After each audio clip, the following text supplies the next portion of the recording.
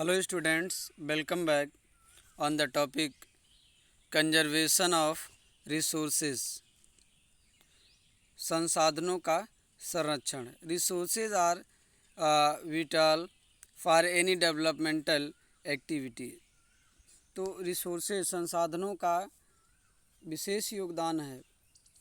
ये किसी भी डेवलपमेंटल एक्टिविटी में, विकास कार्य में, विकास क्रिया में, but irrational consumption and over utilization of resources may lead to socio-economic and environmental problems. लेकिन अविवेकीपूर्ण इरेशनल कंज्यूमशन होगा, अत्यधिक इसका दोहन होगा और ओवर यूटिलाइजेशन होगा, अत्यधिक इसका उपयोग होगा संसाधनों का, तो में led to socio economic and environmental problem. तो इससे क्या हो सकता है?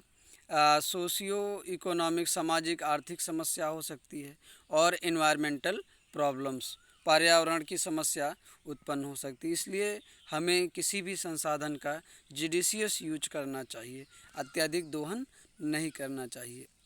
टू ओवरकम दीज प्रॉब्लम्स, तो इस समस्याओं से निपटने के लिए resources conservation at various level is important. तो इसलिए जो रिसोर्सेज कंजर्वेशन है, संसाधनों का संरक्षण है, संसाधनों को जो बचाना है, various level at various levels is important. तो ये बहुत ही महत्वपूर्ण है. This had been the main concern of the leaders and thinkers in the past. तो इस मुद्दे पर जो हमारे नेता हैं, जो विचारक हैं, पहले से ही विचार किए हैं, पहले से ही ये सुझाव दे रहे हैं कि भाई हमें अपने संसाधनों को बचाना है, संरक्षित करना है. फॉर एग्जांपल, उदाहरण के लिए यह गांधी जी हमारे नेशनल फादर हैं, राष्ट्रपिता हैं. Gandhi ji was very apt इन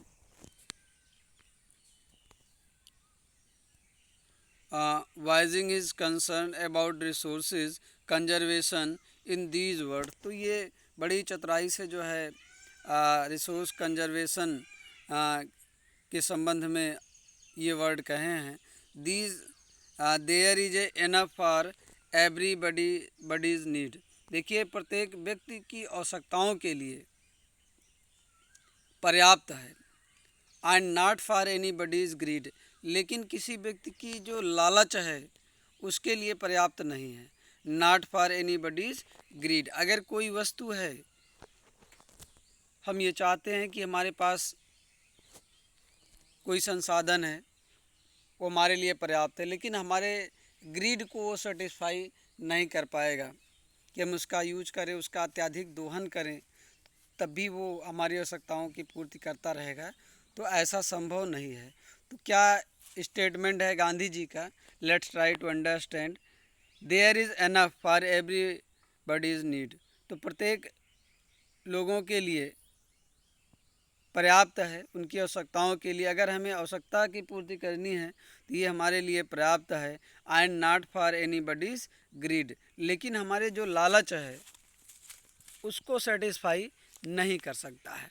लालच क्या है कि हम पैसे के लिए उसको अत्यधिक दोहन करने लगे, उसको मार्केट में खूब सेल करें, तो क्या कोई संसाधन बचेगा? He placed the greedy and selfish individuals and exploit nature of modern technology as the root cause for the resource depletion at the global level. He placed the greedy and selfish individuals. उसके बाद ये ग्रेडी और selfish individuals किसको करार देते हैं?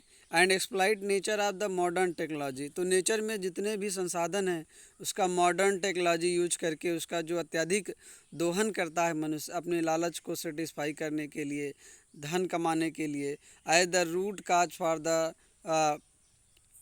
Resource depletion at the global level. तो विश्व स्तर पे जो मेन कारण है संसाधनों का अभाव, ये टेक्नोलॉजी है, मॉडर्न टेक्नोलॉजी है. क्योंकि मॉडर्न टेक्नोलॉजी से हम ज़्यादा से ज़्यादा संसाधनों का दोहन कर सकते हैं. He was against mass production. Gandhi ji mass production के खिलाफ थे।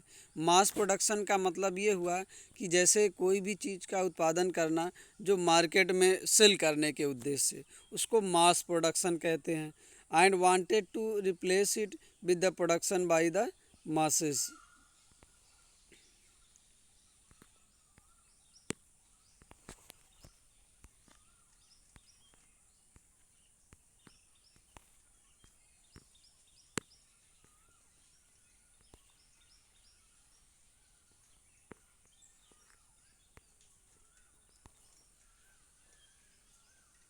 At the international level, the Club of Rome advocated resource conservation for the first time in a more systematic way in 1961.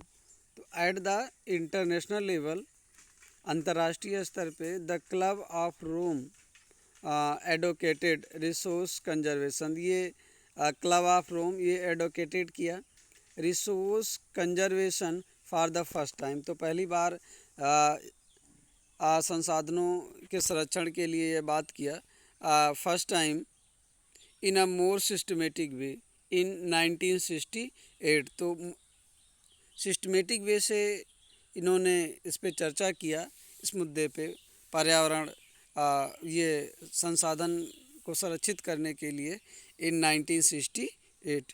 Subsequently in 1974 Gandhian philosophy was once again presented by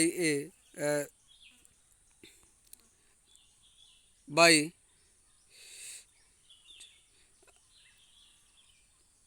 uh, Schumachers in his book "Small is Beautiful."